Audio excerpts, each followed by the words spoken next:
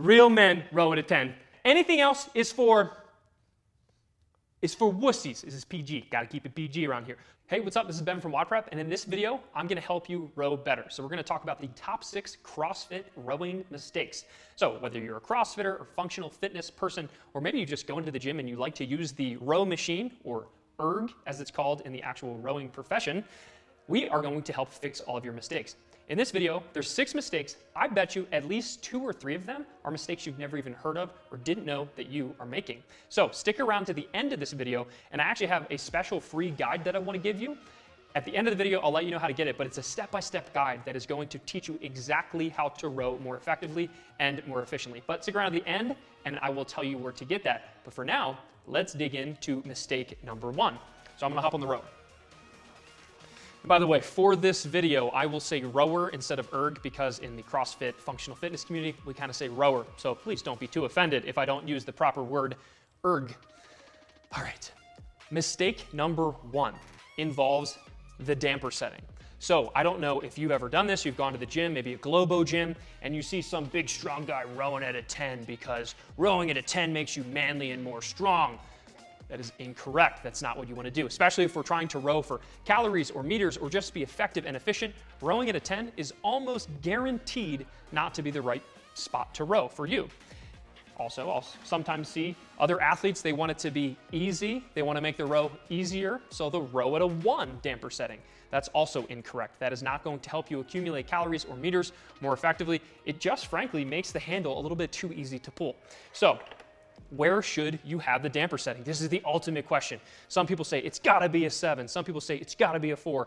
And the answer is, it depends. So, if you are a woman, you should be rowing at a drag factor of 115. And for men, you need to be rowing at about 125.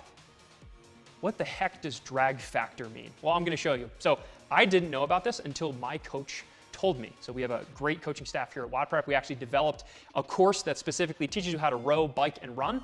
Well, when we were going through the row section, he taught me something brand new, and that is you need to check your drag factor settings. So here we go. What we're gonna do is we're gonna go into the screen. Depending on the screen you have, it could be different. But all I'm gonna do is click into the screen, go to more options, and then display drag factor. So I'm gonna click on that. Now, hypothetically, let's show me rowing at a 1. So if I row at a 1,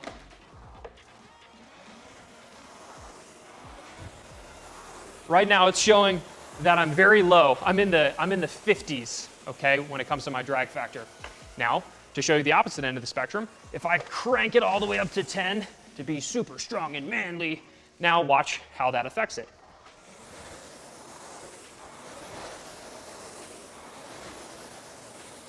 All right. So there, my drag factor was in the 180s, the upper 100s. So you can see the drag factor changes based on where you have the damper setting. For women, you're looking at about 115 for optimal efficiency and effectiveness on the erg. For men, you're looking for about 125. So it all depends on the unit that you have and also the elevation and air density. I know that sounds crazy, but here in Denver, I'm actually gonna row at a slightly higher setting on the damper to get that 125. So I know that for me, I need to row at about the 6/7 line. That for me is optimal to get about 125. So let me test that theory.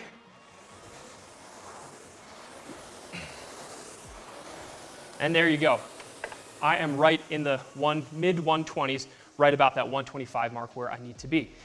Now, if I was at a lower elevation, I might actually need to drop that down into 6 or even 5, depending on the air density, the model of the rower, and my altitude. So I know it sounds crazy, but just with a couple clicks on your specific machine, you can easily figure out what the perfect setting is for you just before your workout. So remember, 115 for women, 125 for men. Now let's move on to mistake number 2. Ladies and gentlemen, my name's Mikey, and whatever that guy in the red shirt was telling you is completely wrong. Don't do it. My name's Mikey. I'm like a level 9 CrossFit coach. So everything I'm about to tell you in the rest of this video is absolutely spot on. It's how we do it, and it's how I do it, okay? Tip number 1. This whole rowing it like a 7 or a 6 thing or anything down here, that's ridiculous. Real men row at a 10. That's all you need to know. Real men and women row at a 10. Anything else is for wussies. This is PG. Got to keep it PG around here. So if you don't row at a 10, If you don't get the biggest pump possible when you're rowing,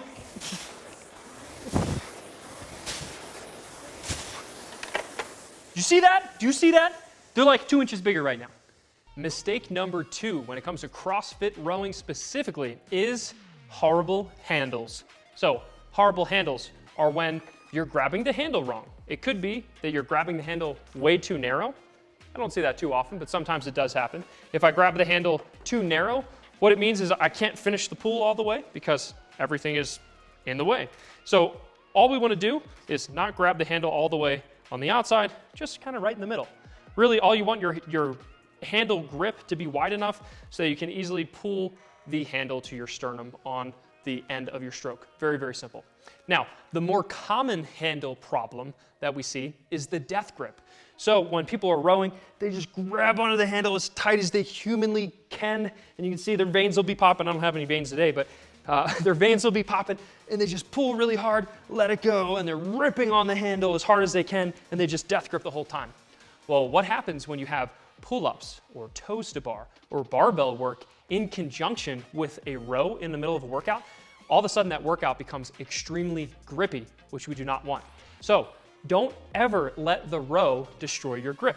So here's a simple cue that I tell some athletes is to have twinkle fingers. So rather than twinkle toes, we're doing twinkle fingers. So all that means is obviously when I drive my heels down and I extend into the handle and pull back, there's a lot of leg drive there. I might need to grip the handle pretty strongly because I'm putting a lot of power into it.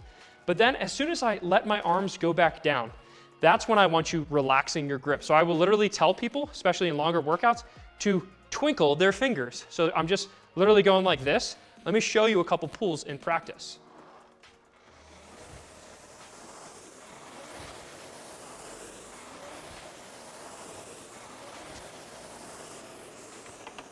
So hopefully you could see, as I was letting the handles come back towards the fan, I was actually letting my fingers go like this. And all that's doing is you're just promoting your forearms to relax. You can't be death gripping when you're also moving your fingers like that. So try the twinkle fingers technique the next time you're in a grippy workout that also has a row, and you will fix the horrible handle mistake. Okay, I'm back, ladies and gentlemen. Mikey's tip number 2 for rowing for ultimate efficiency. I don't know about you, but for me, in the summer, I like to go out on the ocean and catch really big tuna. So when I'm catching tuna, it's really important that not only are we good at extending our hips, but we need to be really good at pulling with our arms. So when we're rowing, I recommend adding some fishing into the equation.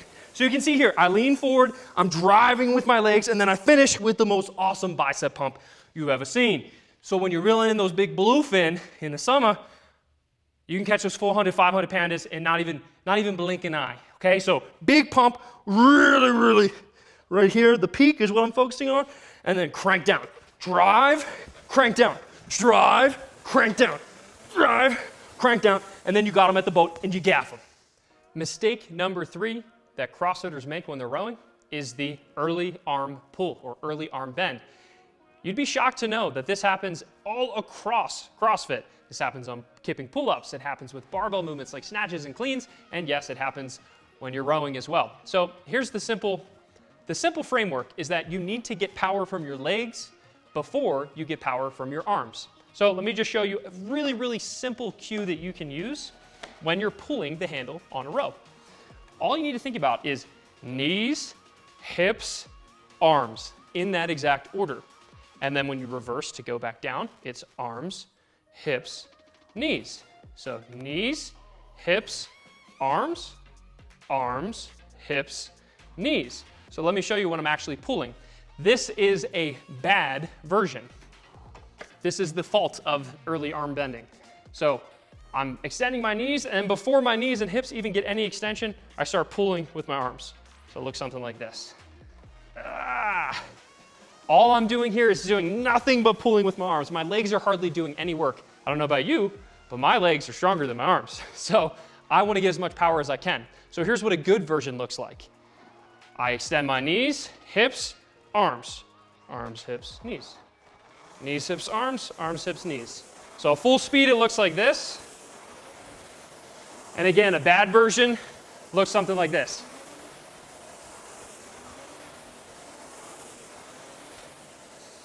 It's a slight difference, but it makes a huge difference when we're actually looking at our performance. So remember, let your knees and hips extend before pulling your arms, and you'll fix the early arm bend. Mistake number 4 is what I like to call the Squatty Potty row. As you know, if you've ever watched any of our videos, I'm a huge fan of the Squatty Potty. This is something I should incorporate into more videos. The Squatty Potty row is for the athlete who tends to just squat the entire row. Here's what it looks like in practice. So a Squatty Potty rower would kind of look like this. And basically at the bottom, at the catch of the row, they're in a full depth squat. So they have tons of bending in the hip, tons of bending in the knees. Their heels are probably way, way lifted. They're in their toes. It's like they're doing a dog poop squat. Okay, this is not a very powerful position.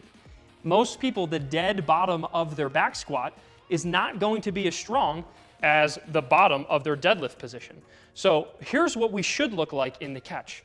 Okay, my back is about at a 45-degree angle. My arms are straight. My heels are staying in contact with the bottom here. And then my knees aren't too much below parallel, so to speak. I'm almost at about a 90-degree angle. This is a very strong position. This is not a very strong position. So let me show you a couple more Squatty Potty rows. A lot of times these athletes will just tend to stay leaned back the entire time. And they just kind of lean back and they let the seat come all the way to their heels. And it's just, it's terrible. So don't do that. The way we can fix it is to remember this is more of a deadlift than it is a squat. So rather than letting my seat come all the way to my heels, I want to try to maintain about a 90-degree angle in my legs. We talk about this a lot more in the free article that I'm going to show you at the end of this video, and we talk about this in great detail inside of our Endless Engine course, which teaches you how to run, bike, and row. But for now, just think this is more of a deadlift pull than a full squat. Don't be a Squatty Potty rower. All right, I'm back. Mikey's tip number 3. This one, I have a background in electrical, computer engineering, sciences, and physiology. And when you're rowing, this is a computer, okay? All this is just a big computer that makes you think that you're not fit. But I'm smarter than a computer. So all we have to do is you just have to hack into the algorithm. So there's all kinds of algorithms that exist inside of the computer system here. And all we're doing is we get around it. Just like when people say, hey, comment on my post on Facebook, they're hacking the algorithm. We're going to hack the algorithm here. So while they think we're rowing slow and steady, we're actually going to hack around it by doing really fast, choppy pulls. When I do this, really short and choppy with your legs, I got like 9 calories. Thought it was going to be 10, but it's 9. It's fine. If you go super fast and super choppy, I was at 71 strokes per minute. That's insane. The computer freaks out. It gives you so many calories, and you won't even be that tired. So you go really fast. Again, right here. Drive with the legs, pull with the arms, and you'll get like 98 strokes per minute. Your calories, your meters will go through the roof. You'll hack the algorithm, and you will win in your next row workout. Mistake number 5 is what I call the pancake row. And it involves actually 2 different mistakes. So when you think of a pancake, when you're making pancakes, which I try to do every week, you put the batter on the pan and it just kind of goes splat, and it just lays flat. And that's what the pancake row is. So the pancake row is the quintessential rower who, when they pull, they think, I need to be as tall and as long as possible, so they'll come way, way back, get full hip extension, and then row to like their chin, and somehow think that this is efficient. Just me sitting in that position was extremely fatiguing, which means you probably shouldn't do it for hundreds and hundreds and hundreds of reps. So the pancake rower is the person who lies totally flat, or the kind of inverse of that is the person who's like, I need to be longer, so they come all the way down here and they reach as far forward as they possibly can. In this position, just like the full layback position, I can't breathe.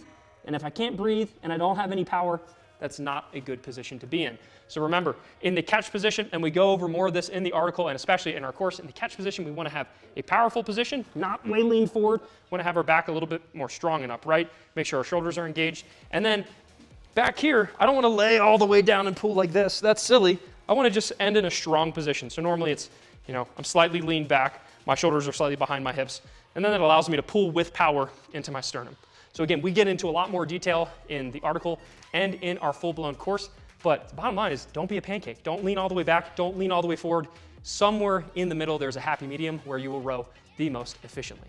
The 6th and final mistake, among many mistakes that CrossFitters make when they row, is around the knees. So some of you are nodding and saying, yes, I've totally done this, or you've seen someone at the Globo gym do this. It's not what you want. So when I pull the handle, I need to make sure that my knees get out of the way so that I can finish my pull. And then if you remember earlier on in the video, what I need to do is arms, hips, then knees. Oftentimes what people do is knees and then arms, and then they have to let the handle go around the knees. So it looks something like this. And it's just, it's disgusting. How can you guys even watch this? Don't let your handle go around your knees. Don't pull around the knees when you're trying to extend. There's a really simple way to see whether or not you're doing this. Does your chain go up and down a bunch, or does your chain stay generally in the same area? In fact, some people will even tape this entry point so that they have a very small window for the chain to go through. And ideally, the chain shouldn't go up and down. So watch when I'm doing it wrong. When I'm doing it wrong, the chain's kind of going up and down. It's just inefficient. It's ugly. It's everything we don't want in a row. But when I'm doing a proper row, you can see my chain stays pretty much in the exact same spot. All right? And that's what we want. So remember, don't allow your handle to navigate around your knees. The way that you can figure out whether or not you're doing that is to narrow the gap where your chain can go in and out of. The bottom line, focus on fixing all 6 of these mistakes, and you will become a much better rower, especially in the middle of your workouts.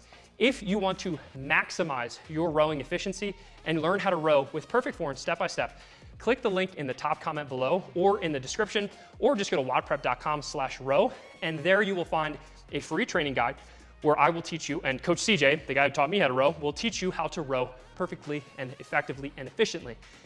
Last but not least, if you are looking to get the ultimate guide, including programming and much more detail about how to set your rower up perfectly, including where to put your feet, how to adjust the straps, how to do rowing in the middle of a Metcon or CrossFit Open or whatever, then you should join our Endless Engine course. If it is open for enrollment, there will be a link in the description and the top comment below. It also will teach you how to bike on an air bike and run more effectively, and it all includes programming. It's amazing. Go check it out if you're interested. And last but not least, thumbs up if you liked the video, thumbs down if you didn't. I want to know from you in the comments below, what is the mistake that you make the most? So out of these 6 mistakes that we covered today, what is the mistake that you have made? Or if you don't make any mistakes, what's a mistake that you see all the time in all the other people at your gym? All right, I will see you next week. And for now, fix your row. Peace. How's the lighting look? Is it good? Good, can you see veins? All right. Oh God, I can't wait to rewatch these. All right, Mikey out. All right, let's see how that goes.